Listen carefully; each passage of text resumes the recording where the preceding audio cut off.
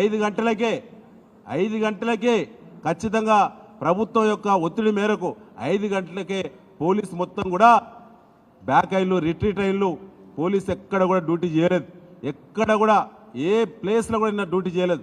ముఖ్యమంత్రిగా మన మాజీ ముఖ్యమంత్రి గారు కేసీఆర్ గారి యొక్క భద్రత పట్ల కూడా నిన్న మొత్తం వదిలేసి నిన్న ప్రెస్ గ్యాలరీ మీదకి లక్షలాది మంది ప్రజలు మీదికి వచ్చేటువంటి పరిస్థితి వచ్చింది. ప్రమాదం నుంచి నిన్న బయటపడ్డారు. ఏదైనా జరిగితే దాని బాధ్యులు ఎవరు? నిన్న అక్కడ ఒక 2 మహిళా కానిస్టేబుల్, ఒక జెంట్ కానిస్టేబుల్ తప్ప ఎవరూ లేరు అక్కడ. నేను కేసీఆర్ గారి వీడియోస్ మొత్తం కూడా ఆ డి చుట్టూ చూడండి ఒకసారి. ఎక్కడ పోలీసులు లేరు, గ్యాలీలో లేరు, రోడ్ల మీద లేరు, ఎక్కడ కూడా లేరు. నిన్న 12 కిలోమీటర్లు నడిచి తిరిగినాం మేము మొత్తం కూడా. ఎక్కడ కూడా లేరు. అన్ని వీడియోలు షూట్ చేసినాం. నేను కమాండ్ కంట్రోల్ సెంటర్ పెట్టినాం. 180 సీసీ కెమెరాలు షూట్ అయినాయి. ఎక్కడెక్కడ పోలీసులు ఏ టైంకు లాఠీ కింద వేసిల్లో మా దగ్గర అన్ని ఎవిడెన్సెస్ ఉన్నాయి.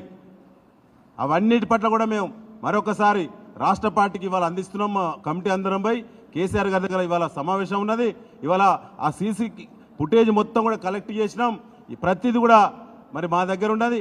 ఎక్కడ పోలీస్ పర్యవేక్షణ లేదని చెప్పడానికి అన్ని రకాల ఎవిడెన్సెస్ మా దగ్గర ఉన్నాయి. ఇవాళ అవన్నీ కూడా ఇవాళ మా అధినేతకి ఇవాళ సమర్పిస్తాం.